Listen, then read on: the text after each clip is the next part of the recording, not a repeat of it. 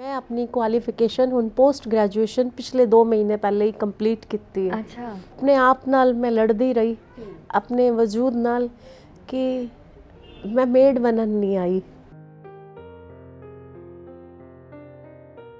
सुषमा स्वराज जी दे लिए काम करती रही, होर भी काफ़ी VVIPs कुछ लोगों के मैं नाम डिज़ाइनर नाम नहीं लै सकती। टिल डेट तक मैं उन्हां लई कुछ ना कुछ करती रहनी हाँ। उत्थों सफ़र तो शुरू हो गया, एंट्री तो हो गई, पर वो बड़ा पेनफुल सफ़र है। हाले भी बहुत सारी वो ऑडियंस ਜਾਂ ਹਾਲੇ ਵੀ ਬਹੁਤ ਸਾਰੀਆਂ ਔਰਤਾਂ ਦਾ ਇੱਕ ਵਰਗ ਹੈ ਪਿੰਡਾਂ ਦੇ ਵਿੱਚ ਜਿਨ੍ਹਾਂ ਨੂੰ ਵੂਮਨ ਪਤਾ ਹੀ ਨਹੀਂ ਹੈ ਕਿ ਵੂਮਨ ਕਮਿਸ਼ਨ ਉਹਨਾਂ ਦੇ ਲਈ ਬਣਿਆ ਹੋਇਆ, ਉਹ ਉਹਨਾਂ ਦੇ ਲਈ ਕੰਮ ਕਰਦਾ ਆ। ਜਿਹੜੇ ਲੋਕ ਕੋਰਟ ਕਚਹਿਰੀਆਂ 'ਚ ਨਹੀਂ ਪਹੁੰਚ ਪਾਉਂਦੇ ਜਾਂ ਉਹਨਾਂ ਦੀ ਸੁਣਵਾਈ ਨਹੀਂ ਹੋ ਪਾਉਂਦੀ ਜਾਂ ਇੰਨੇ ਸਮਰਥ ਹੀ ਨਹੀਂ ਹੁੰਦੇ, ਤੇ ਸਾਡੇ ਇੱਥੇ ਉਹਨਾਂ ਨੂੰ ਸਾਡੀ ਇਹੋ ਕੋਸ਼ਿਸ਼ ਹੁੰਦੀ ਹੈ ਕਿ ਜਲਦ ਤੋਂ ਜਲਦ ਇਨਸਾਫ ਦਿਵਾਇਆ ਜਾਏ। ਹਰ ਕੋਈ ਮਹਾਰਾਣੀ ਪ੍ਰਨੀਤ ਕੌਰ ਨਹੀਂ ਹੋ ਸਕਦੀ ਜਿਨ੍ਹਾਂ ਨੂੰ ਇੱਕ ਫੈਮਿਲੀ ਸਪੋਰਟ ਹੈ। हर कोई प्रियंका गांधी नहीं बन सकती जिन्होंने घरों ही पॉलिटिक्स अपने फादर तो अपने पुरखा तो मिली है। चाहे मेरा जन्म यूपी च होया पर मेरा जड़ा वजूद, मेरे अपने जीन दी वजह, मेरी अपनी डिग्निटी और एक लेडीज़ ली जड़ा मेरा एक विजन है, कंसर्न है और यूथ ली वो मैनू पंजाब नहीं दिता है। बहुत सारी थावां ते लेडीज़ की सुनवाई नहीं, बहुत सारी थावां ते मर्दां की सुनवाई नहीं। हुण साडे कोल कई इहो जिहे केस ने जिहड़े 25-25 26-26 साल दे सोशल साइटां ते दोस्तियां कीतियां होईयां ने, लव मैरिजेस करा ली। एक मैच्योरिटी लैवल भी होना चाहिए। तुसीं बिलीव नहीं करोगे कितना खुश होई कि मेरी जड़ा मेरे पेरेंट्स ने जबरदस्ती ब्याह कीता है, उन्होंने कानूनी मान्यता ही नहीं है, और मेरी नल है शादी, तो वो बड़ी खुश हो गई। सो अज दे रिलेशनशिप्स दे क्राइसिस दा मेन रीजन तुसी की ऑब्जर्व किया जिन्हें तुसी हुण तक केसेस हैंडल किए ने? अपने बच्चों नूं गलत मिसगाइड ना करन, रिश्तियां दा मायना जरूर समझान, और शादी तो पहला एक काउंसलिंग मस्ट है। जिथे साइंस ने तरक्की की है उत्थे जिहड़े संस्कार ने ना वो भी अपना रूप इन्फ्लुएंस करके बदल रहे हैं, वो गलत है। कोई नवी पॉलिसी बननी हुंदी है कि वूमन कमिशन majority ऑफ औरतां दे नाल डील करदा आ कि इस टाइम पंजाब दी औरतां दी की सिचुएशन है, उन्हां दे लई असीं की नवां बना सकदे हां, पॉलिसी कोई नवी बना सकदे हां? तुहाडा बड़ा ही अच्छा सवाल है और मेरे दिल नाल जुड़िया होया है। वो स्कूटी थोड़ा चलाते रहेंगे या टैप ही थोड़ा चलाते रहना है, परमानेंट जॉब का भी कुछ प्रावधान इहदे नाल नाल होना चाहिए।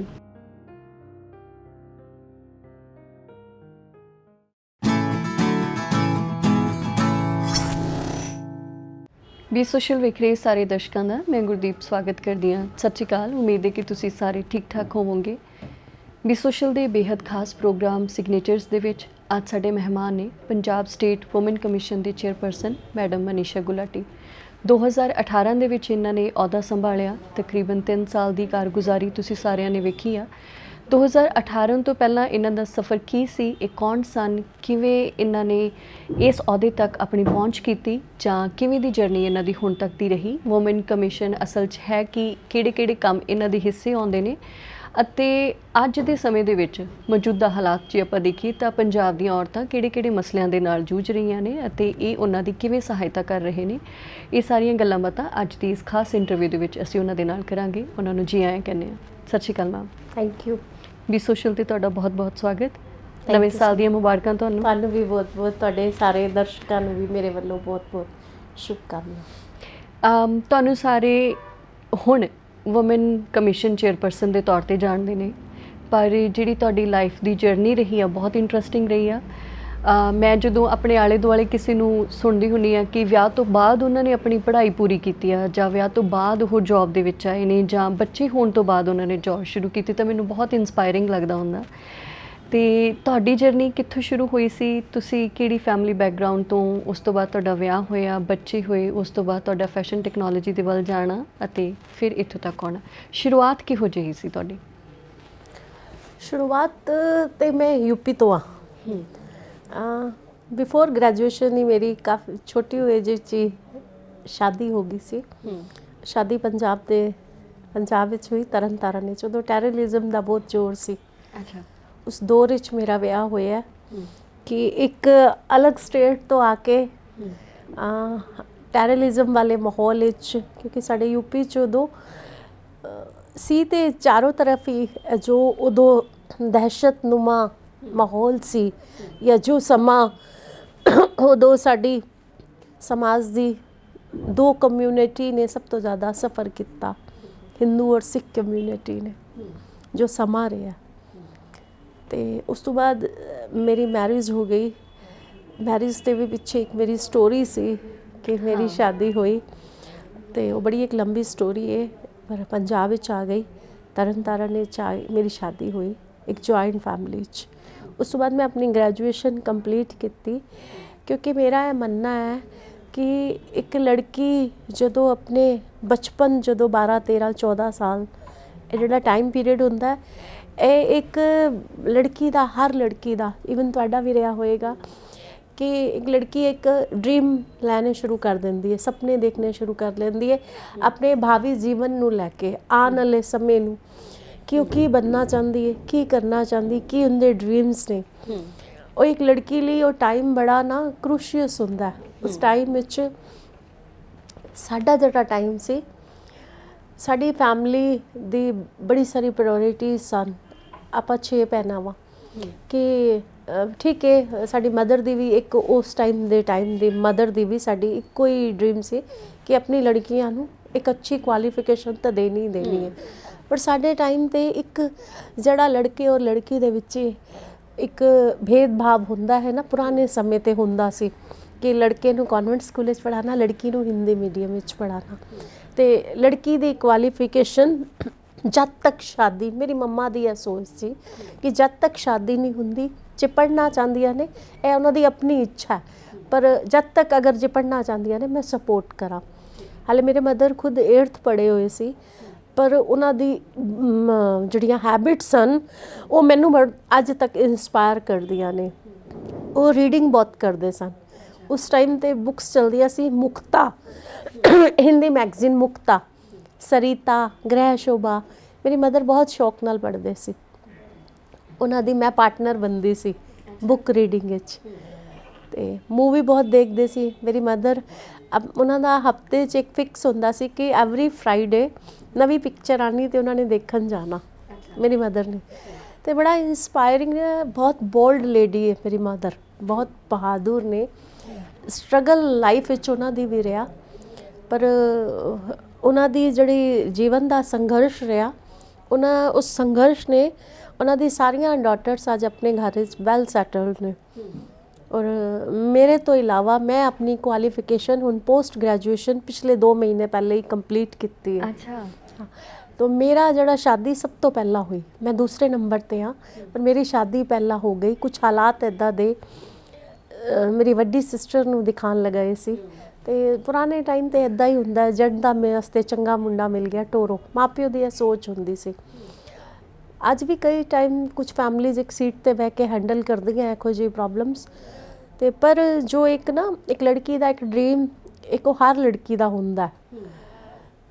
ਮੈਂ ਉਦੋਂ ਨਾ ਸਮਝ ਸੀ, ਜਦੋਂ ਮੈਨੂੰ ਇਹ ਵੀ ਨਹੀਂ ਪਤਾ ਸੀ ਸ਼ਾਦੀ ਕੀ ਹੈ, ਪਰਿਵਾਰ ਕੀ ਹੈ, ਜਾਂ ਸੰਬੰਧਾਂ ਨੂੰ ਕਿਸ ਤਰ੍ਹਾਂ ਲੈ ਕੇ ਜਾਇਆ ਜਾਂਦਾ ਅੱਗੇ, ਔਰ ਫੈਮਲੀ ਦਾ ਕੀ ਰੋਲ ਹੈ ਸਾਡੇ ਸਮਾਜ ਵਿੱਚ। ਮੈਨੂੰ ਇਹਨਾਂ ਚੀਜ਼ਾਂ ਦੀ ਸਮਝ ਨਹੀਂ ਸੀ।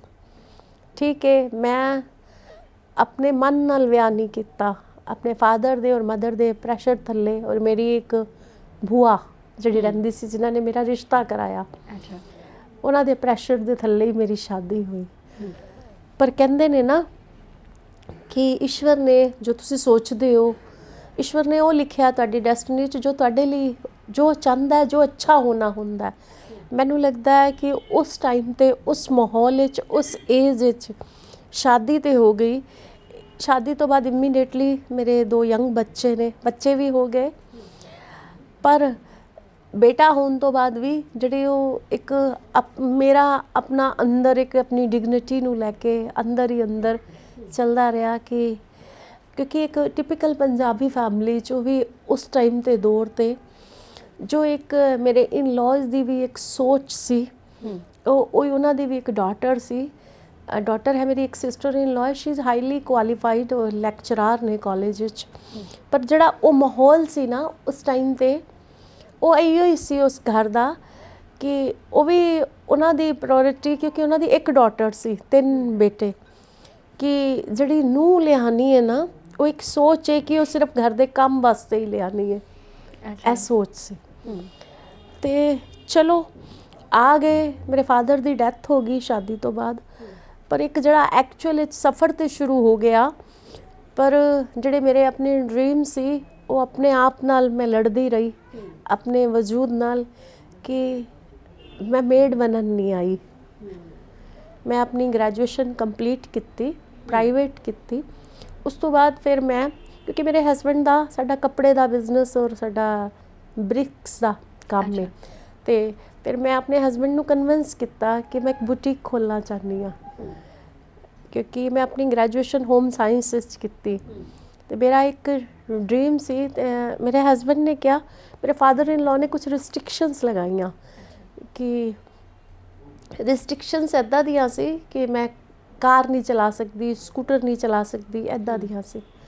ਚਲੋ ਤਰਨ ਤਾਰਨ ਜਿਹੋ ਜਿਹੇ ਛੋਟੇ ਸ਼ਹਿਰ ਵਿੱਚ ਮੇਰਾ ਕੁਛ ਇੱਦਾਂ ਦਾ ਸੀ ਵੀ ਨਹੀਂ, ਪਰ ਹਾਂ ਇੱਕ ਇਹ ਡ੍ਰੀਮ ਸੀ ਮੇਰਾ ਕਿ ਮੇਰੀ ਸ਼ਾਦੀ ਇੱਕ ਵੱਡੇ ਸ਼ਹਿਰ 'ਚ ਹੋਏ। ਮੇਰਾ ਡ੍ਰੀਮ ਸੀ ਮੇਰਾ ਵਿਆਹ ਦਿੱਲੀ ਜਾਂ ਬੰਬੇ ਜਿਹੇ ਕੁਝ ਹੋਵੇ।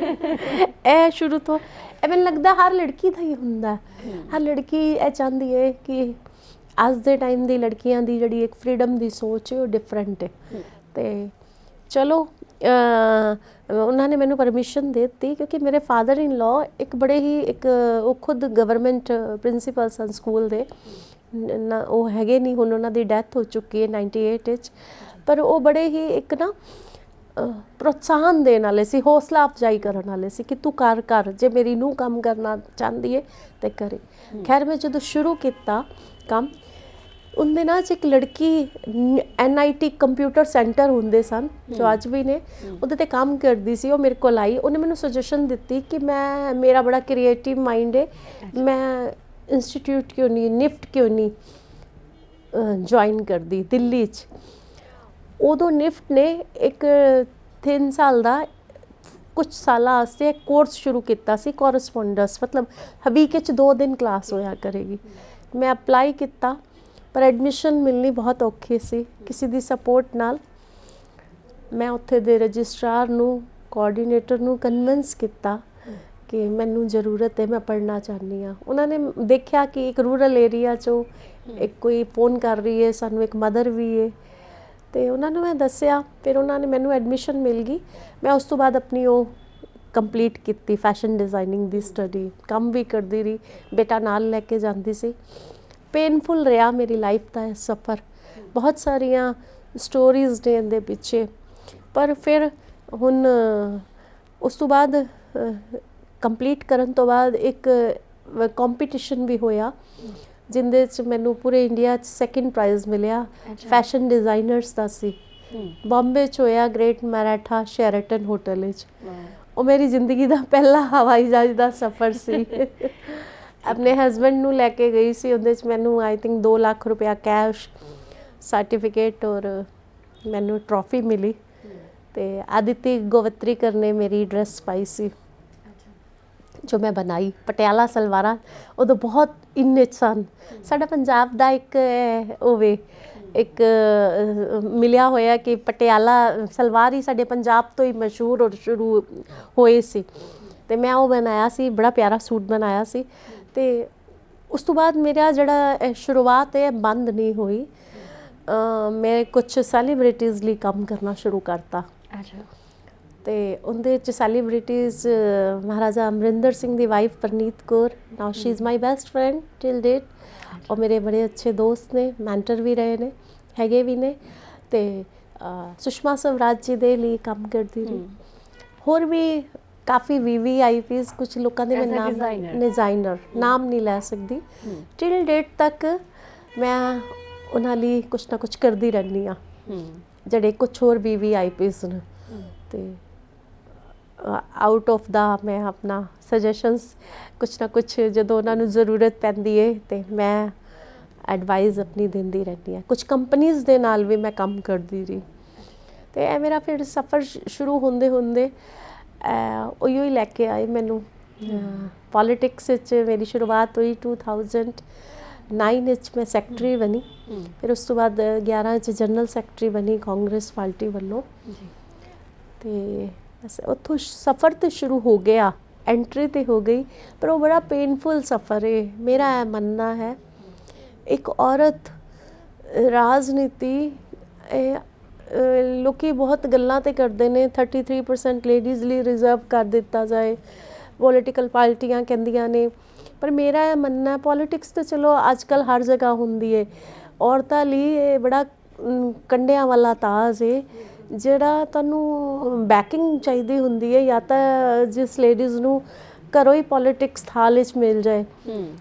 ਹਰ ਕੋਈ ਮਹਾਰਾਣੀ ਪ੍ਰਨੀਤ ਕੌਰ ਨਹੀਂ ਹੋ ਸਕਦੀ ਜਿਨ੍ਹਾਂ ਨੂੰ ਇੱਕ ਫੈਮਿਲੀ ਸਪੋਰਟ ਹੈ, ਹਰ ਕੋਈ ਸੁਸ਼ਮਾ ਸਵਰਾਜ ਨਹੀਂ ਬਣ ਸਕਦੀ, ਹਰ ਕੋਈ ਪ੍ਰਿਯੰਕਾ ਗਾਂਧੀ ਨਹੀਂ ਬਣ ਸਕਦੀ ਜਿਨ੍ਹਾਂ ਨੂੰ ਘਰੋਂ ਹੀ ਪੋਲੀਟਿਕਸ ਆਪਣੇ ਫਾਦਰ ਤੋਂ ਆਪਣੇ ਪੁਰਖਾਂ ਤੋਂ ਮਿਲੀ ਹੈ। ਸਾਡੇ ਦੇਖੋ ਜੀ ਮਨੀਸ਼ਾ ਗੁਲਾਟੀ ਦੇਖੋ ਜੀ, ਮੈਨੂੰ ਲੱਗਦਾ ਹੈ ਪੰਜਾਬ ਵਿੱਚ ਜਿੰਨੀਆਂ ਵੀ ਲੇਡੀਜ਼ ਨੇ, ਸੁਖਬੀਰ ਬਾਦਲ ਜੀ ਦੀ ਵਾਈਫ ਹੈ, ਫੈਮਿਲੀ ਤੋਂ ਹੀ ਵਿਰਾਸਤ ਵਿੱਚ ਹੀ ਰਾਜਨੀਤੀ ਮਿਲ ਗਈ। ਹੋਰ ਵੀ ਜਿੰਨੀਆਂ ਨਾਮੀ ਹਸਤੀਆਂ ਨੇ ਉਹਨਾਂ ਦਾ ਹੋਰ ਇੱਕ ਆਮ ਔਰਤ ਦਾ ਰਾਜਨੀਤੀ ਤੋਂ ਇੱਕ ਬਿਲਕੁਲ ਹੀ ਡਿਫਰੈਂਟ ਸਟੋਰੀ ਹੈ। ਕਿਉਂਕਿ ਇਹ ਬੜੀ ਪੇਨਫੁਲ, ਮੈਂ ਇਹਦੇ 'ਤੇ ਕੁਝ ਕੰਮ ਕਰ ਰਹੀ ਹਾਂ ਕਿ ਇੱਕ ਜਿਹੜੀ ਇੱਕ ਤੁਹਾਨੂੰ ਇੱਕ ਇਹ ਵੀ ਬੜਾ ਇੱਕ ਹਿੰਮਤ ਚਾਹੀਦੀ ਹੈ ਇਸ ਚੀਜ਼ ਨੂੰ ਬਾਹਰ ਲਿਆਉਣ ਵਾਸਤੇ ਕਿ ਕਿਹੜੇ ਕਿਹੜੇ ਕੰਢਿਆਂ 'ਤੇ ਤੁਹਾਨੂੰ ਪੈਰ ਰੱਖਣਾ ਪਿਆ, ਕਿ ਕਿੱਥੇ ਕਿੱਥੇ ਸਟੈਪ ਟੂ ਸਟੈਪ ਤੁਹਾਡੀ ਹਰਾਸਮੈਂਟ ਹੁੰਦੀ ਹੈ। ਕਹਿਣਾ ਸੌਖਾ ਔਰਤ ਲਈ ਰਾਜਨੀਤੀ 'ਚ ਆਉਣਾ, ਪਰ ਇਹ ਬਹੁਤ ਵੱਡੀ ਇੱਕ ਵਿਲ ਪਾਵਰ ਚਾਹੀਦੀ ਹੈ। ਔਰ ਇਹਦੇ 'ਚ ਵੀ ਇੱਕ ਔਰਤ ਦੀ ਵੀ ਆਪਣੀ ਸੋਚ ਹੈ ਕਿ ਉਹ ਆਪਣੀ ਡਿਗਨਿਟੀ ਨੂੰ ਮੇਨਟੇਨ ਕਰਦੇ ਹੋਏ ਆਪਣੀ ਕਿਸ ਪੈਸ਼ਨ ਦੇ ਨਾਲ ਕੀ ਸੋਚ ਹੈ ਔਰ ਉਹਦਾ ਮੁਕਾਮ ਮੰਜ਼ਿਲ ਕੀ ਹੈ, ਕਿੱਥੇ ਤੱਕ ਅੱਗੇ ਲੈ ਕੇ ਜਾਣਾ ਚਾਹੁੰਦੀ ਹੈ। ਇਹ ਡਿਪੈਂਡ ਕਰਦਾ ਔਰਤ ਦੀ ਆਪਣੀ ਪਰਸਨੈਲਿਟੀ 'ਤੇ ਵੀ। ਤੇ ਸਫ਼ਰ ਸ਼ੁਰੂ ਤੇ ਹੋ ਗਿਆ ਪਰ ਬੜਾ ਪੇਨਫੁਲ ਰਿਹਾ, ਪਰ ਚਲੋ ਵਾਹਿਗੁਰੂ ਦੀ ਪੰਜਾਬ ਵਿੱਚ ਆ ਕੇ ਮੈਨੂੰ ਇੱਕ ਜਿਹੜਾ ਆਪਣਾ ਵਜੂਦ ਹੈ, ਆਪਣੀ ਜਿਹੜੀ ਮੇਰੀ ਇੱਕ ਔਰਤ ਹੋਣ ਦੀ ਆਇਡੈਂਟੀਟੀ ਹੈ ਔਰ ਮੇਰੀ ਜਿਹੜੀ ਡਿਗਨਿਟੀ ਹੈ, ਉਹ ਚਾਹੇ ਮੇਰਾ ਜਨਮ ਯੂਪੀ 'ਚ ਹੋਇਆ, ਪਰ ਮੇਰਾ ਜਿਹੜਾ ਵਜੂਦ, ਮੇਰੇ ਆਪਣੇ ਜੀਣ ਦੀ ਵਜ੍ਹਾ, ਮੇਰੀ ਆਪਣੀ ਡਿਗਨਿਟੀ ਔਰ ਇੱਕ ਲੇਡੀਜ਼ ਲਈ ਜਿਹੜਾ ਮੇਰਾ ਇੱਕ ਵਿਜ਼ਨ ਹੈ, ਕੰਸਰਨ ਹੈ ਔਰ ਯੂਥ ਲਈ, ਉਹ ਮੈਨੂੰ ਪੰਜਾਬ ਨੇ ਦਿੱਤਾ। ਤੇ ਮੇਰਾ ਜੋ ਵੀ ਅੱਜ ਮੈਂ ਹਾਂ ਉਹ ਪੰਜਾਬ ਕਰਕੇ ਹੀ ਹਾਂ। ਆਪਣੀ ਮੇਰੇ ਹਸਬੈਂਡ ਨੇ ਮੈਨੂੰ ਜੋ ਸਪੋਰਟ ਕੀਤਾ, ਸਾਇਲੈਂਟ ਰਹਿੰਦੇ ਨੇ ਮੇਰੇ ਹਸਬੈਂਡ, ਪ੍ਰੋਬਲਮਸ ਆਈਆਂ ਅੱਜ ਦੀ ਔਰਤਾਂ ਨੂੰ ਦੇਖਦੀ ਹਾਂ ਤੇ ਕਿਉਂ ਕੰਸਰਨ ਨੇ, ਕਿਉਂਕਿ ਜਿਹੜੀਆਂ ਕਿਤਾਬੀ ਗੱਲਾਂ ਨੇ ਨਾ ਵੂਮਨ ਐਮਪਾਵਰਮੈਂਟ ਤੇ, ਜਾਂ ਜਿੰਨੀਆਂ ਵੀ ਸਰਕਾਰਾਂ ਜਾਂ ਕਾਨੂੰਨ ਬਣਦੇ ਨੇ ਜਾਂ ਵੱਡੇ ਵੱਡੇ ਸਲੋਗਨ ਬਣ ਜਾਂਦੇ ਨੇ, ਹੁਣ ਚੁਣਾਵ ਆ ਰਿਹਾ, ਬੜੇ ਸਾਰੇ ਸਲੋਗਨਸ ਆ ਰਹੇ, ਬੜੀ ਸਾਰੀ ਅਨਾਊਂਸਮੈਂਟਸ ਆ ਰਹੀਆਂ, ਪਰ ਪ੍ਰੈਕਟੀਕਲੀ ਔਰਤ ਲਈ ਫੈਮਿਲੀ ਬਹੁਤ ਜ਼ਰੂਰੀ ਹੈ। ਉਸੇ ਤਰ੍ਹਾਂ ਮਰਦ ਲਈ ਵੀ ਫੈਮਿਲੀ ਬਹੁਤ ਜ਼ਰੂਰੀ ਹੈ। ਲਾਅ 'ਚ ਇਕੁਐਲਿਟੀ ਹੋਣੀ ਚਾਹੀਦੀ ਹੈ। ਕੁੜੀਆਂ ਦੇ ਨਾਲ ਨਾਲ ਬਹੁਤ ਸਾਰੀ ਥਾਵਾਂ 'ਤੇ ਲੇਡੀਜ਼ ਦੀ ਸੁਣਵਾਈ ਨਹੀਂ, ਬਹੁਤ ਸਾਰੀ ਥਾਵਾਂ 'ਤੇ ਮਰਦਾਂ ਦੀ ਸੁਣਵਾਈ ਨਹੀਂ, ਤੇ ਬੈਲੈਂਸ ਕਰਨ ਦੀ। ਪਰ ਮੈਂ ਆਪਣੇ ਜੀਵਨ ਤੋਂ ਜੋ ਸਿੱਖਿਆ, ਜਿੰਨਾ ਮਰਜ਼ੀ ਔਰਤ ਪੜ੍ਹ ਲਿਖ ਜਾਏ, ਐਮਪਾਵਰਮੈਂਟ 'ਤੇ ਕਾਨੂੰਨ ਬਣ ਜਾਣ, ਐਮਪਾਵਰਮੈਂਟ 'ਤੇ ਗੱਲਾਂ ਹੋ ਜਾਣ, ਪ੍ਰੈਕਟੀਕਲੀ ਬੰਦੇ ਨੂੰ ਔਰ ਔਰਤ ਨੂੰ ਆਪਸ ਵਿੱਚ ਬੈਲੈਂਸ, ਮੈਰਿਜ ਤੋਂ ਪਹਿਲਾਂ ਕਾਉਂਸਲਿੰਗ, ਰਿਸ਼ਤਿਆਂ ਨੂੰ, ਤੁਹਾਡਾ ਆਪਣੀ ਬਾਉਂਡਰੀਜ਼, ਤੁਹਾਡਾ ਆਪਣਾ ਕਲਚਰ ਕੀ ਕਹਿੰਦਾ ਹੈ, ਇਹ ਸਭ ਚੀਜ਼ਾਂ ਲਾਈਫ ਵਿੱਚ ਬਹੁਤ ਮਾਇਨੇ ਰੱਖਦੀਆਂ ਨੇ। ਤੁਸੀਂ 6 ਭੈਣਾਂ ਸੀਗੀਆਂ, ਇਹ ਤੁਹਾਡੀ ਮਦਰ ਦਾ ਤੁਹਾਡੇ 'ਤੇ ਕਾਫੀ ਇਨਫਲੂਐਂਸ ਰਿਹਾ ਹੈ ਨਾ, ਸੋ ਤੁਸੀਂ ਔਰਤਾਂ ਵਾਲੇ ਮਾਹੌਲ 'ਚ ਪਲੇ ਹੋ ਹੈ ਨਾ, ਤੁਹਾਡੇ ਫਾਦਰ ਬਹੁਤ ਅਰਲੀ ਏਜ 'ਚ ਚਲੇ ਗਏ ਸੀਗੇ, ਤਾਂ ਉਸ ਮਾਹੌਲ ਨੇ ਤੁਹਾਡੀ ਸੋਚ ਕਿਵੇਂ ਦੀ ਕੀ ਸ਼ੇਪ ਦਿੱਤੀ ਤੁਹਾਡੀ ਸੋਚ ਨੂੰ? ਦੇਖੋ ਇੱਕ ਬੱਚੀ ਲੜਕੀ ਹੈ ਨਾ, ਆਪਣੀ ਮਦਰ ਤੋਂ ਬੜਾ ਇੰਸਪਾਇਰ ਹੁੰਦੀ ਹੈ। ਉਹ ਕਿਤੇ ਨਾ ਕਿਤੇ ਅੱਜ ਦੇ ਪੇਰੈਂਟਸ ਨੂੰ ਇਹ ਨਹੀਂ ਪਤਾ ਚੱਲਦਾ, ਹਸਬੈਂਡ ਵਾਈਫ ਲੜ ਰਹੇ ਨੇ, ਪ੍ਰੋਬਲਮਸ ਆ ਰਹੀਆਂ ਨੇ, ਕਿ ਬੱਚੇ ਉਸ ਚੀਜ਼ ਨੂੰ ਅਡਾਪਟ ਕਰ ਰਹੇ ਨੇ, ਮਨ ਵਿੱਚ ਬਣਾ ਰਹੇ ਨੇ। ਦੇਖੋ ਮੈਂ ਉਸ ਸੋਚ ਵਿੱਚ, ਉਸ ਏਜ ਵਿੱਚ ਆਪਣੀ ਮਦਰ ਨੂੰ ਬੁੱਕਸ ਪੜ੍ਹਦੇ ਦੇਖਦੀ ਸੀ, ਮੇਰਾ ਟੇਸਟ ਬਣਦਾ ਗਿਆ।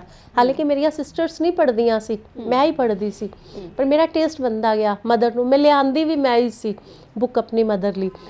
उन दिनों च रेंट ते किताब मिलती सी, 3 दिन बाद वापस दे दो। मम्मी और मैं दोनों ही पढ़ते सी। ते मेरी मदर बहुत स्ट्रोंग औरत ने, बहुत मजबूत औरत ने।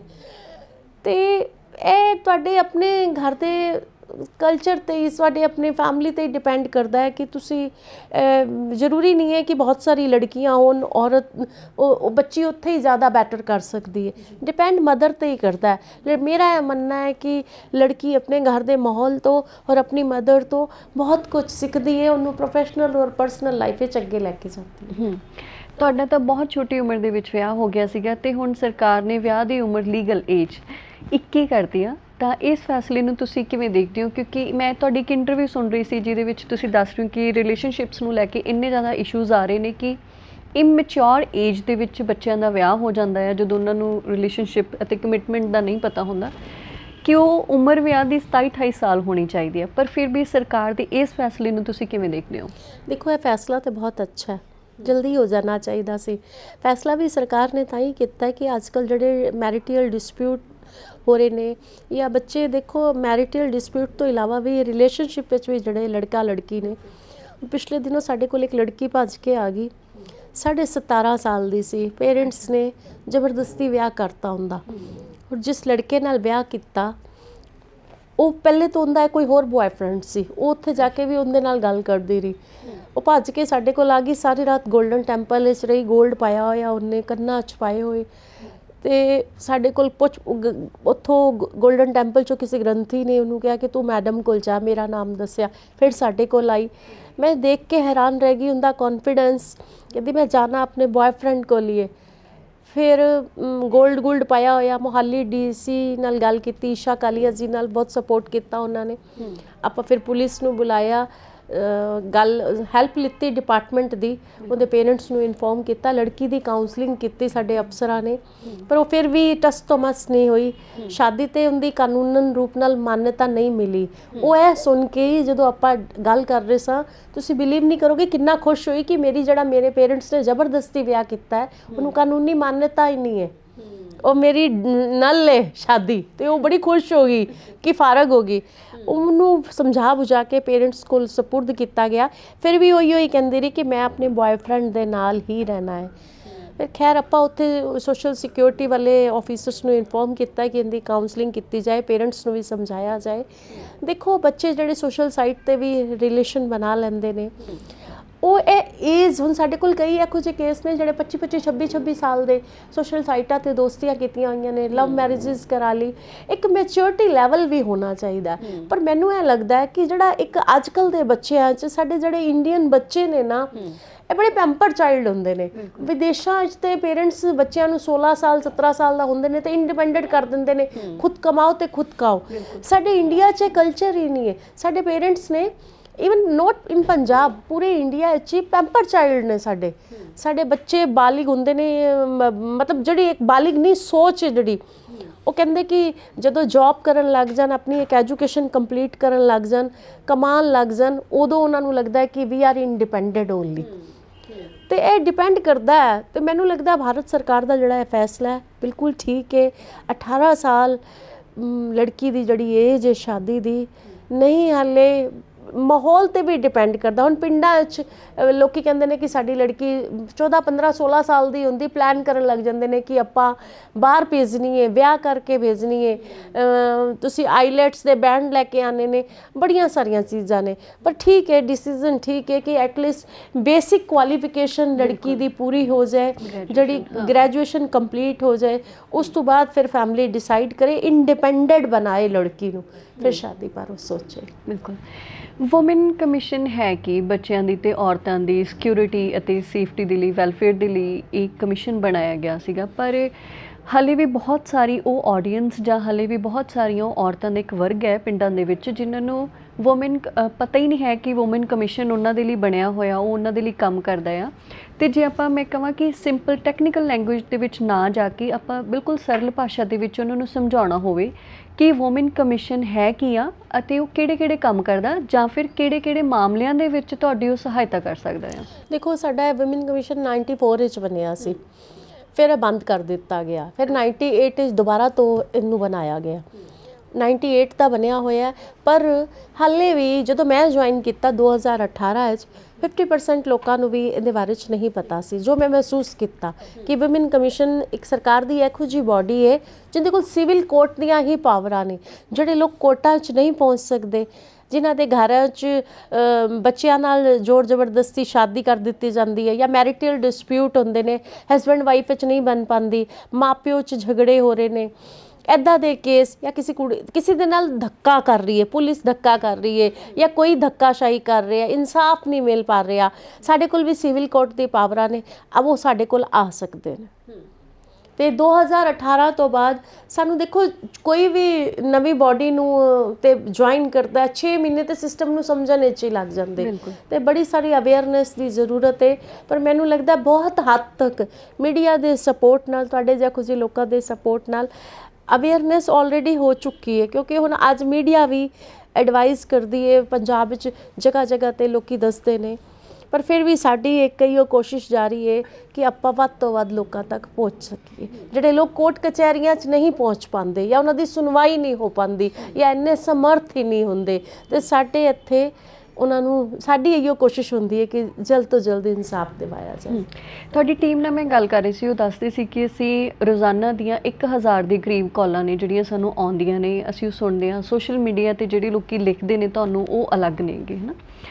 ਕਹਿੰਦੇ ਕਿ ਕਈ ਵਾਰੀ ਗੁਆਂਢੀਆਂ ਦਾ ਆਪਸ 'ਚ ਰੌਲਾ ਹੁੰਦਾ, ਤੇ ਉਹ ਵੀ ਰੌਲਾ ਲੈ ਕੇ ਉਹ ਵੂਮਨ ਕਮਿਸ਼ਨ 'ਚ ਪਹੁੰਚ ਜਾਂਦੇ ਨੇ, ਹੈ ਨਾ। ਦੇਖੋ ਤੇ ਮੈਂ ਉੱਥੇ ਮੈਂ ਚਾਹੁੰਦੀ, ਜਾਂ ਕਈਆਂ ਦਾ ਕਹਿੰਦੇ ਕੋਰਟ ਦੇ ਵਿੱਚ ਕੇਸ ਚੱਲ ਰਿਹਾ ਹੁੰਦਾ, ਜਾਂ ਪੁਲਿਸ ਨੇ ਵੈਰੀਫਿਕੇਸ਼ਨ ਕਰਕੇ ਉਹ ਕੇਸ ਕਲੋਜ਼ ਕਰ ਦਿੱਤਾ ਹੁੰਦਾ ਹੈ, ਤੇ ਉਸ ਤੋਂ ਬਾਅਦ ਵੀ ਫਿਰ ਉਹ ਵੂਮਨ ਕਮਿਸ਼ਨ ਕੋਲੇ ਆਉਂਦੇ ਨੇ। ਥੋੜ੍ਹੀ ਜਿਹੀ ਕਲੈਰਿਟੀ ਜੇ ਆਪਾਂ ਹੋਰ ਕਰਨੀ ਹੋਵੇ ਬੀ ਸੋਸ਼ਲ ਦੇ ਜ਼ਰੀਏ, ਕਿ ਤੁਸੀਂ ਕਿਹੜੇ ਮਾਮਲਿਆਂ ਦੇ ਵਿੱਚ ਹੀ ਮਤਲਬ ਵੂਮਨ ਕਮਿਸ਼ਨ ਨੂੰ ਪਹੁੰਚ ਕਰ ਸਕਦੇ ਹੋ। ਦੇਖੋ, ਜਦੋਂ ਇਹ ਆਸ ਪੜੋਸ ਦੇ ਝਗੜੇ ਹੁੰਦੇ ਨੇ, ਜਾਂ ਕਿਸੇ ਔਰਤ ਤੇ ਅਸ਼ਲੀਲ ਕਮੈਂਟ ਕੀਤੇ ਜਾਂਦੇ ਨੇ, ਜਾਂ ਉਹਦੀ ਡਿਗਨਿਟੀ ਨੂੰ ਲੈ ਕੇ, ਤੇ ਆਫ ਕੋਰਸ ਉਹਨਾਂ ਨੂੰ ਹੁੰਦਾ ਕਿ ਚਲੋ ਮੈਡਮ ਕੋਲ ਚਲੇ ਜਾਈਏ, ਸਾਡੀ ਇਨਸਟੈਂਟ ਹੈਲਪ ਹੋ ਜਾਏਗੀ, ਤੇ ਕਰ ਦਿੰਦੇ ਆ ਉਹਨਾਂ ਦੀ ਮਦਦ, ਇੰਸਟਰਕਸ਼ਨਸ ਪੁਲਿਸ ਨੂੰ ਦੇ ਦਿੰਦੇ ਆ। ਕਈ ਵਾਰੀ ਇੱਥੇ ਵੀ ਕੰਪਰੋਮਾਈਜ਼ ਹੋ ਜਾਂਦੇ ਨੇ। ਹੁਣ ਅੱਜ ਵੀ ਕੋਰਟ ਲੱਗੀ ਹੋਈ ਸੀ, ਕਿੰਨੇ ਸਾਰੇ ਸਾਡੇ ਕੋਲ ਇਹੋ ਕੰਪਰੋਮਾਈਜ਼, ਸਾਡੇ ਸੰਬੰਧ ਦੇਖ ਕੇ ਕਿ ਮੈਡਮ ਡਿਸੀਜਨ ਲੈ ਕੇ ਪੁਲਿਸ ਕਾਰਵਾਈ ਨਾ ਭੇਜ ਦੇਣ, ਤੇ ਕੰਪਰੋਮਾਈਜ਼ ਹੋ ਜਾਂਦੇ ਨੇ। ਫਿਰ ਵੀ ਮੈਂ ਉਹਨਾਂ ਦੀ ਇੱਕ ਕਲਾਸ ਲਗਾਉਂਦੀ ਹਾਂ ਕਿ ਦੁਬਾਰਾ ਸ਼ਿਕਾਇਤ ਦਾ ਮੌਕਾ ਨਾ ਮਿਲੇ। ਪਰ ਜਿਹੜੇ ਮਾਨਯੋਗ ਕੋਰਟ ਵਿੱਚ ਕੇਸ ਨੇ ਨਾ, ਉਹ ਕਮਿਸ਼ਨ ਨਹੀਂ ਦੇਖ ਸਕਦਾ, ਉਹ ਸਿਰਫ ਤੇ ਸਿਰਫ ਕੋਰਟ ਹੀ ਡਿਸਾਈਡ ਕਰੇਗਾ। ਕਮਿਸ਼ਨ ਇੰਟਰਫੇਰੈਂਸ ਕੋਰਟ ਦੇ ਮੈਟਰ ਵਿੱਚ ਨਹੀਂ ਕਰ ਸਕਦਾ।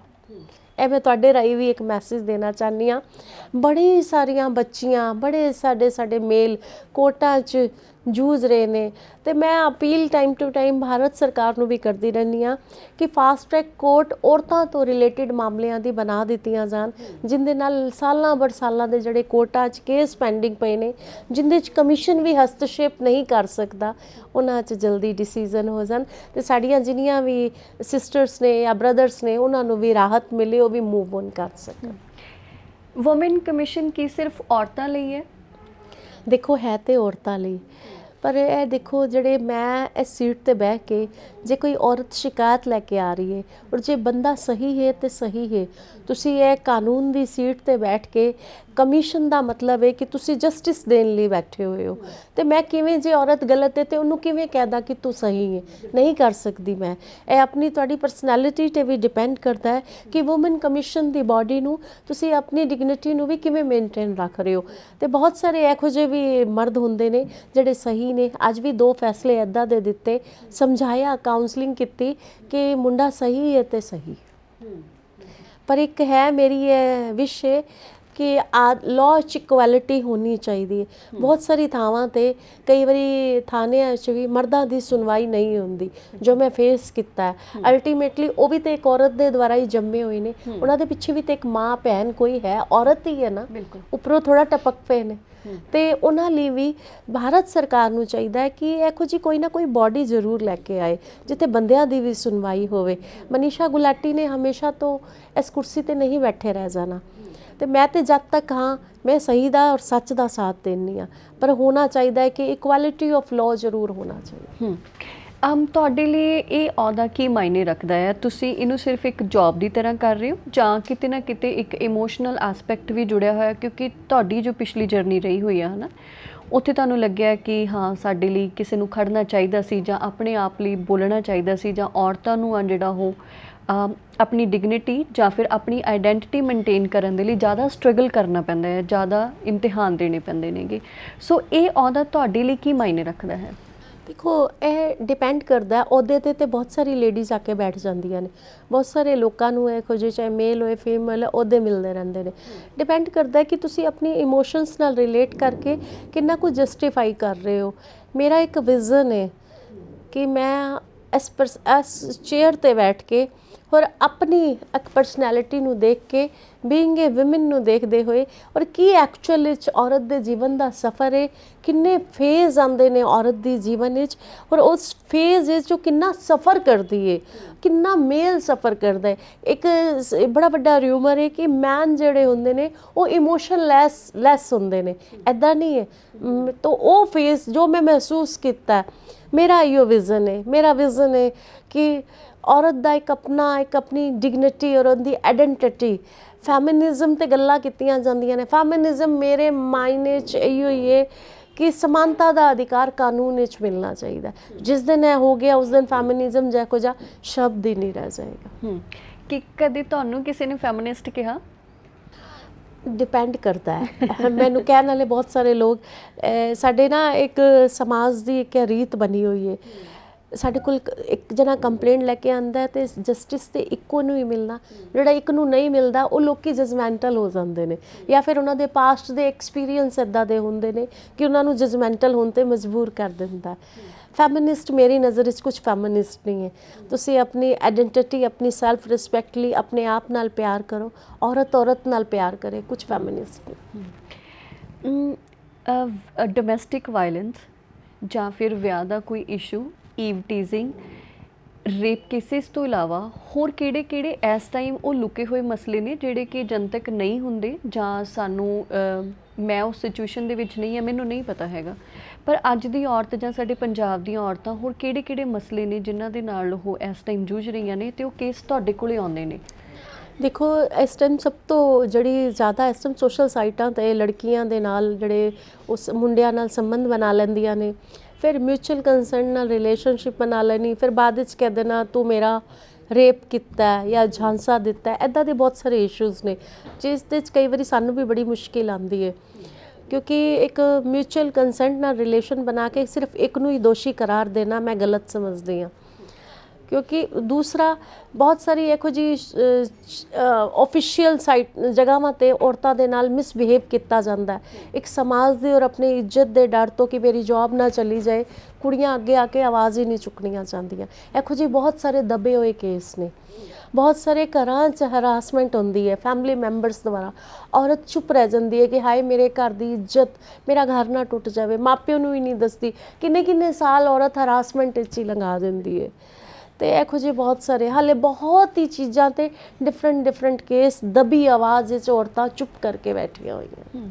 ਪਰ ਤੁਹਾਡੀ ਕੋਈ ਨਾ ਕੋਈ ਆਬਜ਼ਰਵੇਸ਼ਨ ਤਾਂ ਰਹੀ ਹੋਣੀ ਆ ਕਿ ਅੱਜ ਕੱਲ੍ਹ ਮਤਲਬ ਵਿਆਹ ਤੋਂ 6 ਮਹੀਨੇ ਬਾਅਦ ਡਿਵੋਰਸ ਹੋ ਰਿਹਾ, ਜੋ 2 ਹਫ਼ਤਿਆਂ ਬਾਅਦ ਡਿਵੋਰਸ ਹੋ ਰਿਹਾ ਹੈ ਨਾ, ਸੋ ਉਹਦੀ ਤੁਹਾਡੀ ਆਬਜ਼ਰਵੇਸ਼ਨ ਕੀ ਰਹੀ ਆ ਖਾਸ ਤੌਰ 'ਤੇ? ਕਿਉਂਕਿ ਪਹਿਲਾਂ ਸਾਡੇ ਤੋਂ ਜਿਹੜੀ ਵੱਡੀ ਜਨਰੇਸ਼ਨ ਆ, ਸਾਡੇ ਮਾਂ ਪਿਓ ਨੇਗੇ ਹੈ ਨਾ, ਉਹਨਾਂ 'ਚ ਪੇਸ਼ੈਂਸ, ਕੰਪਰੋਮਾਈਜ਼, ਐਡਜਸਟਮੈਂਟ ਬਹੁਤ ਜ਼ਿਆਦਾ ਸੀਗੀ, ਅਤੇ ਉਹਨਾਂ ਸ਼ਾਇਦ ਸਾਡੀਆਂ ਮਾਵਾਂ ਕਿਤੇ ਨਾ ਕਿਤੇ ਤੰਗ ਹੋਈਆਂ ਹੋਣਗੀਆਂ, ਪਰ ਸਾਨੂੰ ਇਹ ਆ ਕਿ ਸਾਨੂੰ ਇੱਕ ਕੰਪਲੀਟ ਫੈਮਿਲੀ ਮਿਲੀ। ਬੱਚਿਆਂ ਦੇ ਲਈ ਫਾਇਦਾ ਇਹ ਰਿਹਾ ਕਿ ਉਹਨਾਂ ਨੂੰ ਇੱਕ ਕੰਪਲੀਟ ਫੈਮਿਲੀ ਮਿਲੀ, ਹੈ ਨਾ। ਸੋ ਅੱਜ ਦੇ ਰਿਲੇਸ਼ਨਸ਼ਿਪਸ ਦੇ ਕ੍ਰਾਈਸਿਸ ਦਾ ਮੇਨ ਰੀਜ਼ਨ ਤੁਸੀਂ ਕੀ ਓਬਜ਼ਰਵ ਕੀਤਾ, ਜਿੰਨੇ ਤੁਸੀਂ ਹੁਣ ਤੱਕ ਕੇਸਿਸ ਹੈਂਡਲ ਕੀਤੇ ਨੇ? ਅੱਜ ਦੇਖੋ, ਜਿਸ ਤਰ੍ਹਾਂ ਟੈਕਨੋਲੋਜੀ ਅੱਗੇ ਵੱਧ ਰਹੀ ਹੈ, ਬੱਚੇ ਵੀ ਬਹੁਤ ਅੱਛਾ ਹੈ, ਇੰਡੀਪੈਂਡੈਂਟ ਹੋ ਰਹੇ ਨੇ, ਹੋਣੇ ਵੀ ਚਾਹੀਦੇ ਨੇ, ਐਮਪਾਵਰਮੈਂਟ ਉਹਨਾਂ ਨੂੰ ਮਿਲ ਰਹੀ ਹੈ, ਪਰ ਕਿਤੇ ਨਾ ਕਿਤੇ ਕੁਝ ਚੀਜ਼ਾਂ ਨੂੰ ਗਲਤ ਇੱਕ ਈਗੋ 'ਤੇ ਲੈ ਕੇ ਜਾਂ ਫੈਮਿਲੀ ਇਨਫਲੂਐਂਸ ਇੰਨਾ ਕੁ ਜ਼ਿਆਦਾ ਵੱਧ ਰਿਹਾ। ਫੈਮਿਲੀ ਇਨਫਲੂਐਂਸ ਵੀ ਇੱਕ ਹੱਦ ਤੱਕ ਵਧਣਾ ਚਾਹੀਦਾ ਹੈ ਕਿ ਮਿਸਗਾਈਡ ਨਾ ਬੱਚਿਆਂ ਨੂੰ ਕੀਤਾ ਜਾਏ। ਜੇ ਤੁਹਾਡੀ ਬੱਚੀ ਗਲਤ ਹੈ, ਕਾਉਂਸਲਿੰਗ ਕਰੋ, ਸਮਝਾਓ। ਮੇਰਾ ਇਹ ਮੰਨਣਾ, ਸ਼ਾਦੀ ਤੋਂ ਪਹਿਲੇ ਕਾਉਂਸਲਿੰਗ ਅੱਜ ਦਾ ਜਿਹੜਾ ਦੌਰ ਹੈ ਹੋਣੀ ਚਾਹੀਦੀ ਹੈ। ਤੁਸੀਂ ਆਪਣੀ ਬੱਚੀਆਂ ਨੂੰ ਪੜ੍ਹਾ ਲਿਖਾ ਰਹੇ ਹੋ, ਆਫ ਕੋਰਸ ਕਿਸੇ ਦੇ ਘਰ ਦੀ ਮੇਡ ਬਣਨ ਨਹੀਂ ਭੇਜ ਰਹੇ, ਕਿਸੇ ਦੇ ਬਿਸਤਰ ਦੀ ਸ਼ਾਨ ਬਣਨ ਨਹੀਂ ਭੇਜ ਰਹੇ, ਪਰ ਜੇ ਸ਼ਾਦੀ ਕਰ ਰਹੇ ਹੋ ਤੇ ਮਤਲਬ ਵੀ ਸਮਝ ਆਉਣਾ ਚਾਹੀਦਾ ਹੈ। ਗਲਤ ਮਿਸਗਾਈਡ ਕੋਈ ਵੀ, ਚਾਹੇ ਮੁੰਡੇ ਵਾਲੇ ਹੋਣ ਚਾਹੇ ਲੜਕੀ ਵਾਲੇ ਹੋਣ, ਆਪਣੇ ਬੱਚਿਆਂ ਨੂੰ ਗਲਤ ਮਿਸਗਾਈਡ ਨਾ ਕਰਨ, ਰਿਸ਼ਤਿਆਂ ਦਾ ਮਾਇਨਾ ਜ਼ਰੂਰ ਸਮਝਾਉਣ। ਔਰ ਸ਼ਾਦੀ ਤੋਂ ਪਹਿਲਾਂ ਇੱਕ ਕਾਉਂਸਲਿੰਗ ਮਸਟ ਹੈ। ਜਿੱਥੇ ਸਾਇੰਸ ਨੇ ਤਰੱਕੀ ਕੀਤੀ ਹੈ, ਉੱਥੇ ਜਿਹੜੇ ਸੰਸਕਾਰ ਨੇ ਨਾ, ਉਹ ਵੀ ਆਪਣਾ ਰੂਪ ਇਨਫਲੂਐਂਸ ਕਰਕੇ ਬਦਲ ਰਹੇ ਨੇ, ਉਹ ਗਲਤ ਹੈ। ਮੈਂਟਲ ਹੈਲਥ ਬਹੁਤ ਵੱਡਾ ਇਸ਼ੂ ਆ ਬਾਹਰਲੀਆਂ ਕੰਟਰੀਜ਼ 'ਚ। ਆਪਾਂ ਜਦੋਂ ਦੇਖਦੇ ਹਾਂ ਤਾਂ ਉੱਥੇ ਸਪੈਸ਼ਲੀ ਜਿਹੜੀਆਂ ਇਮੀਗ੍ਰੈਂਟ ਵੂਮਨ ਨੇ ਉਹਨਾਂ ਦੇ ਲਈ ਮੈਂਟਲ ਹੈਲਥ NGOs ਬਣੀਆਂ ਹੋਈਆਂ ਨੇ। ਜਿਵੇਂ ਤੁਹਾਡੇ ਕੋਲੇ ਕੇਸਿਸ ਆਉਂਦੇ ਨੇ, ਔਰਤਾਂ ਆ ਜਾਂਦੀਆਂ ਨੇ, ਕਿ ਤੁਹਾਡਾ ਕੰਮ ਕਿੱਥੇ ਕੁ ਜਾ ਕੇ ਖ਼ਤਮ ਹੋ ਜਾਂਦਾ ਹੈ ਕਿ ਇੱਕ ਔਰਤ ਆਈ, ਆਪਣਾ ਕੋਈ ਕੇਸ ਲੈ ਕੇ ਆਈ, ਉਹਦਾ ਕੇਸ ਤੁਸੀਂ ਸੋਲਵ ਕੀਤਾ, ਉਹਨਾਂ ਨੂੰ ਇਨਸਾਫ ਮਿਲਿਆ ਜਾਂ ਕੁਝ ਵੀ ਹੋਇਆ। ਕਿਉਂਕਿ ਜਦੋਂ ਆਪਾਂ ਬਹੁਤ ਲੰਮਾ ਟਾਈਮ ਇੱਕ ਸਿਚੁਏਸ਼ਨ ਦੇ ਵਿੱਚ ਰਹਿੰਦੇ ਹਾਂ ਜਿਹੜੀ ਕਿ ਡਿਪਰੈਸਿੰਗ ਹੁੰਦੀ ਆ, ਸਾਨੂੰ ਤਣਾਅ 'ਚ ਰੱਖਣ ਵਾਲੀ ਹੁੰਦੀ ਆ, ਤਾਂ ਸਾਡੀ ਮਾਨਸਿਕ ਸਿਹਤ ਉਹਦੇ ਤੋਂ ਪ੍ਰਭਾਵਿਤ ਹੁੰਦੀ ਆ। ਫਿਰ ਭਾਵੇਂ ਸਾਡੇ ਹੱਕ ਦੇ ਵਿੱਚ ਫੈਸਲਾ ਵੀ ਆ ਜਾਵੇ ਤਾਂ ਸਾਡੀ ਮਾਨਸਿਕ ਸਿਹਤ 'ਤੇ ਕਾਫੀ ਲੰਬਾ ਟਾਈਮ ਅਸਰ ਰਹਿੰਦਾ ਹੈ ਨਾ। ਸੋ ਕੀ ਵੂਮਨ ਕਮਿਸ਼ਨ ਜਾਂ ਫਿਰ ਸਾਡੀ ਗਵਰਨਮੈਂਟ ਸਾਡੀਆਂ ਔਰਤਾਂ ਦੀ ਮਾਨਸਿਕ ਸਿਹਤ ਦੇ ਲਈ ਕੋਈ ਪ੍ਰੋਗਰਾਮ ਕਰ ਰਹੀ ਆ, ਜਾਂ ਕਿਵੇਂ ਤੁਸੀਂ ਉਹਨਾਂ ਦੀ ਕਾਉਂਸਲਿੰਗ ਜਾਂ ਉਸ ਦੇਖੋ ਮੈਂਟਲ ਹੈਲਥ 'ਚ ਕੀ ਕਰ ਰਹੇ ਆ? ਮੈਂਟਲ ਹੈਲਥ ਇਸ 'ਤੇ ਦੇਖੋ ਮੈਨੂੰ ਨਹੀਂ ਪਤਾ ਸਰਕਾਰ ਵੱਲੋਂ ਕੀ ਪ੍ਰੋਵੀਜ਼ਨ ਹੈ। ਮੇਰੀ ਨੌਲੇਜ ਵਿੱਚ ਹਾਲੇ ਤੱਕ ਮੈਂਟਲ ਹੈਲਥ 'ਤੇ ਗਵਰਨਮੈਂਟ ਕੁਛ ਇੱਦਾਂ ਦਾ ਸਪੈਸੀਫਿਕ ਕੁਛ ਪ੍ਰੋਗਰਾਮਸ ਨਹੀਂ ਚੱਲ ਰਹੇ। ਬਾਕੀ ਜ਼ਿਆਦਾ ਤੁਹਾਨੂੰ ਇਸ ਬਾਰੇ ਸੋਸ਼ਲ ਸਿਕਿਉਰਿਟੀ ਡਿਪਾਰਟਮੈਂਟ ਦੱਸ ਸਕਦਾ ਹੈ। ਸਾਡੀ ਕਮਿਸ਼ਨ ਵੱਲੋਂ ਤੇ ਜਦੋਂ ਸਾਡੇ ਕੋਲ, ਕਿਉਂਕਿ ਮੈਂਟਲ ਹੈਲਥ ਔਰਤ ਔਰ ਆਦਮੀ ਦੋਨਾਂ ਲਈ ਬਹੁਤ ਮਾਇਨੇ ਰੱਖਦੀ ਹੈ। ਸਰੀਰ ਤੇ ਲੱਗੀ ਸੱਟ ਤੇ ਠੀਕ ਹੋ ਸਕਦੀ ਹੈ, ਦਿਮਾਗੀ ਸੱਟ ਨੂੰ ਠੀਕ ਕਰਨ ਵਾਸਤੇ ਜੋ ਪਿਆਰ ਔਰ ਸਪੋਰਟ ਦੀ ਜ਼ਰੂਰਤ ਹੁੰਦੀ ਹੈ ਉਹ ਸਾਲੋਂ ਬਾਅਦ ਸਾਲ ਲੱਗ ਜਾਂਦੇ ਨੇ। ਉਹਦੇ ਤੇ ਫੈਮਿਲੀ ਦਾ ਇੱਕ ਬੜਾ ਵੱਡਾ ਸਪੋਰਟ ਚਾਹੀਦਾ ਹੁੰਦਾ, ਔਰ ਔਰਤ ਦੀ ਖੁਦ ਦੀ ਵਿਲ ਪਾਵਰ। ਸਾਡੇ ਕੋਲ ਜਿੰਨੇ ਵੀ ਕੇਸ ਆਉਂਦੇ ਨੇ, ਜਦੋਂ ਆਪਾਂ ਕਾਉਂਸਲਿੰਗ ਕਰਕੇ ਪੈਚਅਪ ਕਰਵਾਉਂਦੇ ਹਾਂ, ਸਾਡਾ ਇਹੋ ਹੀ ਕੋਸ਼ਿਸ਼ ਰਹਿੰਦੀ ਹੈ ਕਿ ਇਹਨੂੰ ਹੁਣ ਸਪੈਸ਼ਲ ਪਿਆਰ ਔਰ ਕੰਸਰਨ ਦੀ ਜ਼ਰੂਰਤ ਹੈ। ਪਰ ਡਿਪੈਂਡ ਕਰਦਾ ਹੈ ਦੋਨੋਂ ਫੈਮਲੀਆਂ 'ਤੇ। ਕਈ ਵਾਰੀ ਇੱਥੇ ਪੈਚਅਪ ਹੋਣ ਤੋਂ ਬਾਅਦ ਵੀ ਬਾਅਦ ਵਿੱਚ ਲੜ ਪੈਂਦੇ ਨੇ, ਦੁਬਾਰਾ ਲੜ ਪੈਂਦੇ ਨੇ, ਤੇ ਉਹ ਹੈਲਥ ਸਫਰ ਕਰਦੀ ਰਹਿੰਦੀ ਹੈ। ਪਰ ਅੱਜ ਦੇ ਦੌਰ ਵਿੱਚ ਮੈਂਟਲ ਹੈਲਥ 'ਤੇ ਧਿਆਨ ਦੇਣਾ ਬਹੁਤ ਜ਼ਰੂਰੀ ਹੈ, ਬਹੁਤ ਜ਼ਰੂਰੀ। ਬਹੁਤ ਸਾਰੀਆਂ ਲੇਡੀਜ਼ ਨੇ ਜਿਹੜੀਆਂ ਉਹ ਇਸ ਕਰਕੇ ਵੀ ਡਿਪਰੈਸ਼ਨ 'ਚ ਨੇ ਕਿ ਉਹ ਪੜ੍ਹ ਲਿਖ ਗਈਆਂ ਪਰ ਅਗਲੀ ਫੈਮਿਲੀ 'ਚ ਜਾ ਕੇ ਉਹਨਾਂ ਨੂੰ ਨੌਕਰੀ ਕਰਨ ਦੀ ਇਜਾਜ਼ਤ ਨਹੀਂ ਦਿੱਤੀ ਗਈ। ਜਦੋਂ ਉਹ ਆਪਣੇ ਦੋਸਤਾਂ ਨੂੰ ਦੇਖਦੀਆਂ ਨੇ ਕਿ ਮੇਰੇ ਨਾਲ ਪੜ੍ਹੇ ਹੋਏ ਨੇ, ਮੇਰੇ ਨਾਲੋਂ ਜ਼ਿਆਦਾ ਵੱਡੀਆਂ ਪੋਸਟਾਂ 'ਤੇ ਨੇ, ਜਾਂ ਮੇਰੇ ਨਾਲੋਂ ਜ਼ਿੰਦਗੀ ਦੇ ਵਿੱਚ ਪ੍ਰੋਫੈਸ਼ਨਲੀ ਉਹ ਬਿਹਤਰ ਕਰ ਰਹੇ ਨੇ, ਤਾਂ ਉਹ ਵੀ ਉਹਨਾਂ ਦੇ ਇੱਕ ਡਿਪਰੈਸ਼ਨ ਦਾ ਰੀਜ਼ਨ ਬਣਦਾ ਹੈ। ਜਾਂ ਘਰ 'ਚ ਲੱਗੀਆਂ ਬਹੁਤ ਸਾਰੀਆਂ ਅਨਨੈਸੈਸਰੀ ਜਿਹੜੀਆਂ ਪਾਬੰਦੀਆਂ ਹੁੰਦੀਆਂ ਨੇ, ਉਹ ਵੀ ਉਹਨਾਂ ਦੀ ਡਿਪਰੈਸ਼ਨ ਦਾ ਕਾਰਨ ਬਣਦਾ। ਕਿ ਇੱਦਾਂ ਦੀਆਂ ਚੀਜ਼ਾਂ ਵੀ ਅਸੀਂ ਸੌਟ ਆਊਟ ਕਰਦੇ ਹਾਂ, ਇੱਦਾਂ ਦੇ ਕੇਸਿਸ ਵੀ ਅਸੀਂ ਦੇਖਦੇ ਹਾਂ ਕਿ ਕਿਸੇ ਦੇ ਕਰਕੇ ਇੱਕ ਔਰਤ ਹੈ ਜਿਹੜੀ ਉਹ ਮੈਂਟਲੀ ਸਫਰ ਕਰ ਰਹੀ ਆ। ਦੇਖੋ ਇਹ ਤੇ ਜੇ ਸਾਡੇ ਕੋਲ ਕੋਈ ਲੜਕੀ ਆ ਜਾਏ, ਬਹੁਤ ਸਾਰੀਆਂ ਕੰਪਲੇਂਟਸ ਆਉਂਦੀਆਂ ਨੇ ਕਿ ਫੈਮਿਲੀ ਸਪੋਰਟ ਨਹੀਂ ਕਰਦੀ। ਅੱਜ ਵੀ ਇੱਕ ਮੇਰੇ ਕੋਲ ਪੇਰੈਂਟਸ ਦੇ ਖਿਲਾਫ ਹੀ ਲੜਕੀ ਸ਼ਿਕਾਇਤ ਦੇਣ ਆਈ ਹੈ। ਤੇ ਹੁੰਦਾ ਹੈ ਇਸ ਤਰ੍ਹਾਂ ਕਿ ਫੈਮਿਲੀ ਸਪੋਰਟ ਨਹੀਂ ਕਰਦੀ। ਆਪਾਂ ਕਾਉਂਸਲਿੰਗ ਵੀ ਕਰਦੇ ਹਾਂ, ਬੁਲਾ ਕੇ ਵੀ ਉਹਨਾਂ ਨੂੰ ਸਮਝਾਉਂਦੇ ਹਾਂ। ਤੇ ਇਹ ਡਿਪੈਂਡ ਕਰਦਾ ਤੁਹਾਡੇ ਆਪਣੇ 'ਤੇ ਕਿ ਤੁਸੀਂ ਕਿਸ ਤਰ੍ਹਾਂ ਕਰਨਾ ਚਾਹੁੰਦੇ ਹੋ। ਤੇ ਕਰਦੇ ਹਾਂ ਆਪਾਂ ਇਹਦੇ 'ਤੇ ਕਾਉਂਸਲਿੰਗ ਵੀ ਕਰਦੇ ਹਾਂ, ਔਰ ਸਾਡੀ ਪੂਰੀ ਕੋਸ਼ਿਸ਼ ਰਹਿੰਦੀ ਹੈ ਕਿ ਪੇਰੈਂਟਸ ਨੂੰ ਸਮਝਾਇਆ ਜਾਏ। ਸ਼ਾਦੀ ਤੋਂ ਬਾਅਦ ਵੀ ਇਹ ਲੜਕੀ ਤੇ ਆਪਣੇ 'ਤੇ ਡਿਪੈਂਡ ਕਰਦਾ ਹੈ, ਪਰ ਇਹ ਗਲਤ ਹੈ। ਮੈਂ ਇਸ ਚੀਜ਼ ਨੂੰ ਸਪੋਰਟ ਨਹੀਂ ਕਰਦੀ ਕਿ ਮੈਰਿਜ ਤੋਂ ਬਾਅਦ ਲੜਕੀ ਦੀ ਫਰੀडम 'ਤੇ ਕੋਈ ਕੁਐਸਚਨ ਕੀਤਾ ਜਾਏ ਜਾਂ ਉਹਨੂੰ ਜੌਬ ਨਾ ਕਰਨ ਦਿੱਤਾ ਜਾਏ। ਇੰਨੀ ਪੜ੍ਹਾਈ ਲਿਖਾਈ ਕਰਕੇ ਕੋਈ ਤੁਹਾਡੇ ਘਰ ਦੇ ਭਾਂਡੇ ਮਾਂਜਣ ਜਾਂ ਘਰ ਦੀ ਰੋਟੀਆਂ ਬਣਾਉਣ ਥੋੜ੍ਹਾ ਆਈ ਹੈ। ਠੀਕ ਹੈ, ਉਹ ਨੀਡ ਹੈ, ਪਰ ਉਹਨੂੰ ਬੈਲੈਂਸ ਕਰਕੇ ਹਸਬੈਂਡ ਵਾਈਫ ਦੋਨਾਂ ਨੇ ਆਪਣੀ ਡਿਊਟੀ ਸਮਝ ਕੇ ਆਪਸ ਵਿੱਚ ਸੈਟਅਪ ਕਰਕੇ ਕਿਸ ਤਰ੍ਹਾਂ ਆਪਣੀ ਫੈਮਿਲੀ ਨੂੰ ਅੱਗੇ ਲੈ ਕੇ ਜਾਣਾ ਹੈ। ਪਰ ਮੇਰਾ ਇਹ ਮੰਨਣਾ ਹੈ ਕਿ ਅੱਜ ਦੇ ਟਾਈਮ 'ਤੇ ਔਰਤ ਨੂੰ ਜੇ ਪੜ੍ਹੀ ਲਿਖੀ ਹੈ ਕੰਮ ਕਰਨ ਤੋਂ ਨਹੀਂ ਰੋਕਣਾ ਚਾਹੀਦਾ। ਕਈ ਜਿਹੜੀਆਂ ਬਹੁਤ ਸਾਰੀਆਂ ਲੇਡੀਜ਼ ਇੱਦਾਂ ਦੀਆਂ ਵੀ ਨੇ ਜਿਨ੍ਹਾਂ ਨੇ ਸਟਾਲ ਲਗਾਏ ਹੋਏ ਨੇ, ਪੜ੍ਹੀਆਂ ਲਿਖੀਆਂ ਹੋ ਕੇ ਵੀ ਸਟਾਲ ਲਗਾਏ ਹੋਏ ਨੇ, ਜਾਂ ਜਿਹੜੀਆਂ ਨਹੀਂ ਵੀ ਪੜ੍ਹੀਆਂ ਲਿਖੀਆਂ ਕੰਮ ਕਰ ਰਹੀਆਂ ਨੇ। ਇੰਡੀਪੈਂਡੈਂਟ ਔਰਤ ਨੂੰ ਹੋਣਾ ਚਾਹੀਦਾ। ਬਹੁਤ ਸਾਰੇ ਰੀਸੈਂਟ ਅਨਾਉਂਸਮੈਂਟਸ ਹੋਏ ਨੇਗੇ ਮੌਜੂਦਾ ਗਵਰਨਮੈਂਟ ਵੱਲੋਂ, ਜਾਂ ਫਿਰ ਜਿਨ੍ਹਾਂ ਨੂੰ ਲੱਗਦਾ ਕਿ ਆਉਣ ਵਾਲੇ ਸਮੇਂ 'ਚ ਪੰਜਾਬ 'ਚ ਸਰਕਾਰ ਸਾਡੀ ਹੋਏਗੀ। ਔਰਤਾਂ ਦੇ ਲਈ ਕਾਫੀ ਸਾਰੀਆਂ ਨਵੀਆਂ ਸਹੂਲਤਾਂ ਲੈ ਕੇ ਆ ਰਹੇ ਨੇ, ਉਹ ਭਾਵੇਂ ਫਾਈਨੈਂਸ਼ਲੀ ਹੋਣ, ਭਾਵੇਂ ਕੁਝ ਚੀਜ਼ਾਂ ਦੇਣ ਦੀਆਂ ਹੋਣ, ਰੁਜ਼ਗਾਰ ਨੂੰ ਲੈ ਕੇ ਹੋਵੇ। ਸੋ ਉਹਨਾਂ ਸਹੂਲਤਾਂ ਨੂੰ ਤੁਸੀਂ ਕਿਵੇਂ ਦੇਖਦੇ ਹੋ, ਜਾਂ ਇਹਨਾਂ ਅਨਾਉਂਸਮੈਂਟਸ ਨੂੰ ਤੁਸੀਂ ਕਿਵੇਂ ਦੇਖਦੇ ਹੋ? ਦੇਖੋ ਹੁਣ ਇਲੈਕਸ਼ਨ ਸਮੇਂ ਵੀ ਸਾਰੀਆਂ ਪਾਰਟੀਆਂ ਹੀ ਅਨਾਉਂਸਮੈਂਟਸ ਕਰ ਰਹੀਆਂ ਨੇ। ਮੇਰਾ ਇਹ ਮੰਨਣਾ ਹੈ ਕਿ ਪੈਸਿਆਂ ਦੇ ਨਾਲ ਕੋਈ 1000 ਰੁਪਏ ਕਹਿ ਰਿਹਾ, ਕੋਈ 2000 ਕਹਿ ਰਿਹਾ, ਕੋਈ 5000 ਕਹਿ ਰਿਹਾ। ਬੱਚੇ ਪਰਮਾਨੈਂਟ ਫਿਕਸ ਕੋਈ ਬੱਚਿਆਂ ਲਈ ਇੰਡੀਪੈਂਡੈਂਟ ਬਣਾਉਣ ਲਈ ਪਾਲਿਸੀਜ਼ ਬਣਨੀਆਂ ਚਾਹੀਦੀਆਂ ਨੇ। ਨੋਟੀਫਿਕੇਸ਼ਨ ਉਹਨਾਂ ਦੀ ਹੋਣੀ ਚਾਹੀਦੀ ਹੈ ਐਜੂਕੇਸ਼ਨ ਲਈ, ਕਿ ਉਹਨਾਂ ਨੂੰ ਪੈਰਾਂ 'ਤੇ ਖੜਾ। ਬਹੁਤ ਸਾਰੇ ਸਾਡੇ ਟੀਚਰ ਨੇ ਜਿਨ੍ਹਾਂ ਦੀ ਜੌਬ ਪਰਮਾਨੈਂਟ ਨਹੀਂ ਹੋ ਰਹੀ, ਉਹ ਟਾਈਮ ਟੂ ਟਾਈਮ ਧਰਨੇ ਲਾਉਂਦੇ ਰਹਿੰਦੇ ਨੇ। ਤਾਂ ਇਹੋ ਜਿਹਾ ਕੁਝ ਪ੍ਰੋਡਕਟਿਵ ਆਉਣਾ ਚਾਹੀਦਾ ਹੈ, ਬਜਾਏ ਪੈਸੇ ਦੇ ਕਿ 1000 ਰੁਪਇਆ ਦੇ ਰਹੇ ਹਾਂ, 2000 ਦੇ ਰਹੇ ਹਾਂ ਜਾਂ ਇੰਨਾ ਕਰ ਰਹੇ ਹਾਂ। ਤੁਸੀਂ ਉਹਨਾਂ ਲਈ ਇਹੋ ਜਿਹੀ ਪਲਾਨ ਲੈ ਕੇ ਆਓ, ਪਾਲਿਸੀਜ਼ ਲੈ ਕੇ ਆਓ ਐਜੂਕੇਸ਼ਨ ਤੁਸੀਂ ਠੀਕ ਹੈ ਫ੍ਰੀ ਕਰ ਰਹੇ ਹੋ, ਪਰ ਉਹਨਾਂ ਲਈ ਜਿਹੜੇ ਅੱਗੇ ਹੋਰ ਇਹੋ ਜਿਹਾ ਸਿਸਟਮ ਸੈੱਟ ਹੋਣਾ ਚਾਹੀਦਾ ਸਰਕਾਰਾਂ ਵੱਲੋਂ ਕਿ ਠੀਕ ਹੈ ਤੁਸੀਂ ਸਨਮਾਨ ਪੱਤਰ ਔਰਤ ਨੂੰ ਪੈਸਿਆਂ ਦੇ ਨਾਲ ਨਾ, ਉਹਦੀ ਜਿਹੜੀ ਆਪਣੀ ਇੱਕ ਡਿਗਨਿਟੀ ਹੈ ਉਹਨੂੰ ਅੱਗੇ ਵਧਣ ਲਈ, ਇੰਪਾਵਰ ਕਰਨ ਲਈ, ਉਹਦੇ ਲਈ ਰੋਜ਼ਗਾਰ ਕੀ ਲੈ ਕੇ ਆ ਰਹੇ ਹੋ ਇਹੋ ਜਿਹਾ। ਕਿਉਂਕਿ ਬਹੁਤ ਸਾਰੇ ਸਾਡੇ ਜਿਹੜੇ ਬੱਚੇ ਹਾਈ ਕੁਆਲੀਫਿਕੇਸ਼ਨ ਲੈ ਕੇ ਬੈਠੇ ਹੋਏ ਨੇ ਆਲਰੇਡੀ, ਉਹ ਘਰ ਖਾਲੀ ਬੈਠੇ ਹੋਏ ਨੇ, ਵਿਦੇਸ਼ਾਂ 'ਚ ਸਾਡੇ ਬੱਚੇ ਕਿਉਂ ਜਾ ਰਹੇ ਨੇ? ਇੱਦਾਂ ਦਾ ਕੋਈ ਸਿਸਟਮ ਸੈੱਟ ਹੋ ਰਿਹਾ। ਸਰਕਾਰ ਨੂੰ ਕਿਵੇਂ ਪਤਾ ਲੱਗਦਾ ਹੈ ਕਿ ਇਸ ਸਮੇਂ ਪੰਜਾਬ ਦੀਆਂ ਔਰਤਾਂ ਨੂੰ ਕਿਸ ਚੀਜ਼ ਦੀ ਜ਼ਿਆਦਾ ਜ਼ਰੂਰਤ ਹੈ? ਕਦੇ ਉਹਨਾਂ ਨੇ ਵੂਮਨ ਕਮਿਸ਼ਨ ਉਸ ਚੀਜ਼ ਦਾ ਪਾਰਟ ਰਹਿੰਦਾ ਕਿ ਜਦੋਂ ਔਰਤਾਂ ਦੇ ਲਈ ਕੁਝ ਨਵੀਂ ਅਨਾਉਂਸਮੈਂਟ ਆਉਣੀ ਹੁੰਦੀ ਆ ਜਾਂ ਕੋਈ ਨਵੀਂ ਪਾਲਿਸੀ ਬਣਨੀ ਹੁੰਦੀ ਹੈ ਕਿ ਵੂਮਨ ਕਮਿਸ਼ਨ ਮੈਜੋਰਿਟੀ ਆਫ ਔਰਤਾਂ ਦੇ ਨਾਲ ਡੀਲ ਕਰਦਾ ਆ ਕਿ ਇਸ ਟਾਈਮ ਪੰਜਾਬ ਦੀਆਂ ਔਰਤਾਂ ਦੀ ਕੀ ਸਿਚੁਏਸ਼ਨ ਹੈ, ਉਹਨਾਂ ਦੇ ਲਈ ਅਸੀਂ ਕੀ ਨਵਾਂ ਬਣਾ ਸਕਦੇ ਹਾਂ, ਪਾਲਿਸੀ ਕੋਈ ਨਵੀਂ ਬਣਾ ਸਕਦੇ ਹਾਂ? ਤੁਹਾਡਾ ਬੜਾ ਹੀ ਅੱਛਾ ਸਵਾਲ ਹੈ ਔਰ ਮੇਰੇ ਦਿਲ ਨਾਲ ਜੁੜਿਆ ਹੋਇਆ, ਕਿਉਂਕਿ ਪੂਰੇ ਪੰਜਾਬ 'ਚੋਂ ਮੈਜੋਰਿਟੀ ਆਫ ਲੇਡੀਜ਼ ਸਾਡੇ ਕੋਲ ਹੀ ਆਉਂਦੀਆਂ ਨੇ। ਜਦੋਂ ਇੱਕ ਔਰਤ ਨੂੰ ਪਰੇਸ਼ਾਨੀ ਹੁੰਦੀ ਉਹ ਸਭ ਤੋਂ ਪਹਿਲਾਂ ਭੱਜ ਕੇ ਥਾਣੇ 'ਚ ਜਾਂਦੀ ਹੈ ਜਾਂ ਫਿਰ ਕਮਿਸ਼ਨ ਨੂੰ ਅਪਰੋਚ ਕਰਦੀ ਹੈ, ਅਤੇ ਹਾਲੇ ਤੱਕ ਸਾਡੇ ਨਾਲ ਕਿਸੇ ਨੇ ਵੀ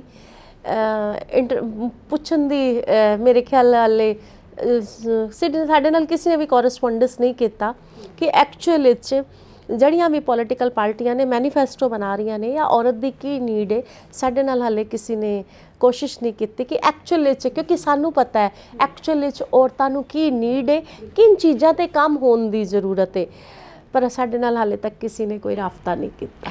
ਸਕੂਲ ਜਾਂਦੇ ਬੱਚਿਆਂ ਨੂੰ ਸਕੂਟੀ, ਟੈਬ ਜਾਂ ਫਿਰ ਜੇ ਕੋਈ 10ਵੀਂ ਪਾਸ ਕਰ ਗਿਆ ਇੰਨੇ ਹਜ਼ਾਰ ਦੀ, ਕੋਈ 12ਵੀਂ ਪਾਸ ਕਰ ਗਿਆ ਇੰਨੇ ਹਜ਼ਾਰ, ਹੈ ਨਾ।